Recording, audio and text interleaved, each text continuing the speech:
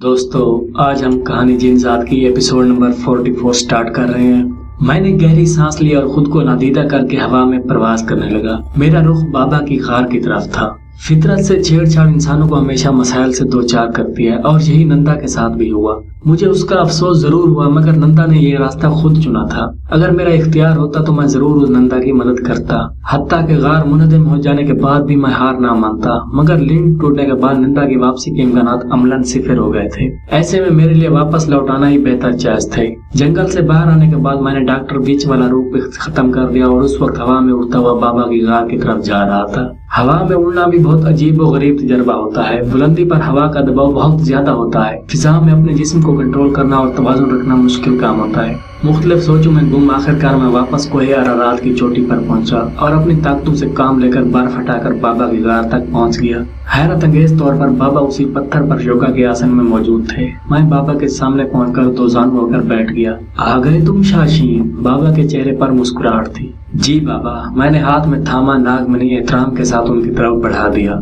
मुझे खुशी है तुम कामयाब रहे, मगर अफसोस है तुम्हारा दोस्त माजी में खो गया। मैंने बाबा की तरफ देखा। यकीनन वो अपनी ताकतों से काम लेकर मेरे हालात से वाकिफ रह रहे थे। जी बाबा, मुझे नंदा का अफसोस है, मगर मैं समझ नहीं पाया लिंक और जूनी की मदद से माजी का सफर फिर नंदा का वहां खो जाना। क्या नंदा किसी तरीके से वापस नहीं आ सकता माजी से?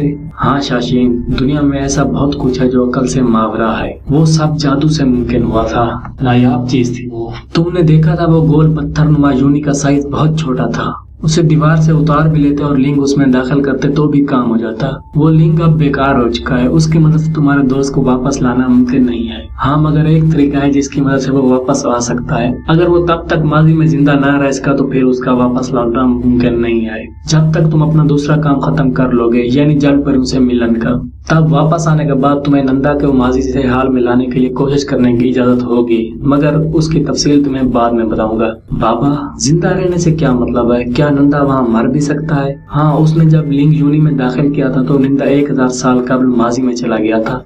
उस दौर में वो अपने मादी जिस्म के साथ गया है। वहाँ किसी भी वजह से उसकी मौत हो सकती है। और मगर कैसे बाबा? मैंने हैरत से उनकी बात काट ली। अगर नंदा माजी में है तो वहाँ कैसे मर सकता है जबकि वो हाल में मौजूद था? शाशीन, तुम्हारी हर बात का जवाब वापस आने के बाद। इस वक्त इन सब बातों से अहम तुम्हारा समंदर की गहराई में सफर है, जहाँ तुम जल परियों के कबीले तक जाओगे। जब तुम अपना काम मुकम्मल करके वहाँ से वापस आओगे, तुम्हें सब सवालों के जवाब मिल जाएंगे।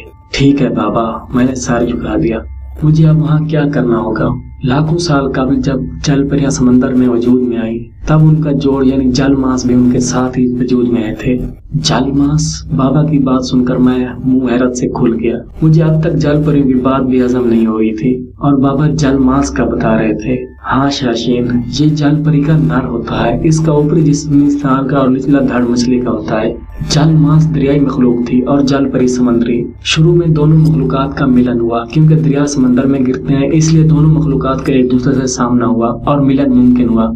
मगर जल मांस से मिलन के नतीजे में पैदा होने वाले बच्चे जल मांस भी हो सकते हैं और जल परी भी, बिल्कुल इंसानों की तरह नर और मादा। मगर अगर जल परी खुद से हमला हो तो बस फिर सिर्फ जल परी ही पैदा हो सकती है। जल मांसों और जल परियों के मिलन के वाकयात बहुत कम रहे, इसलिए दुनिया से जल मांसों की नस्ल मादूम हो गई। अब दुनिया में कोई भी जल मांस मौजूद नहीं है। मगर तुम, बाबा ने मेरी आंखों में देखा, तुम जल मांस के रूप में ही जल परियों के कबीले तक जा सकते हो। किसी इंसान का इतनी गहराई में जाना मुमकिन नहीं, ना ही वो समंदर में बिना सांस ले रह सकता है। दूसरा, जल परियां इंसानी हैसियत से तुम्हें आसानी से कबूल नहीं करेंगी, इसलिए तुम जल मांस के रूप में उनके कबीले तक जाओगे। उसके बाद हालात के मुताबिक तुम खुद आगे का फैसला कर सकते हो। मगर बाबा, मैं जल मांस कैसे बन सकता हूँ? मैंने हैरानगी से पूछा। नागमणि, बाबा के चेहरे पर एक पुरस्कार मुस्कुराहट थी। दोस्तों, इस कहानी के ये एपिसोड यहाँ पे पास कर रहे हैं। एपिसोड नंबर 45 के लिए आप हमारे चैनल को सब्सक्राइब करें और साथ में बेल आइकन भी दबाएं। मिलते हैं अगली वीडियो में। धन्यवाद।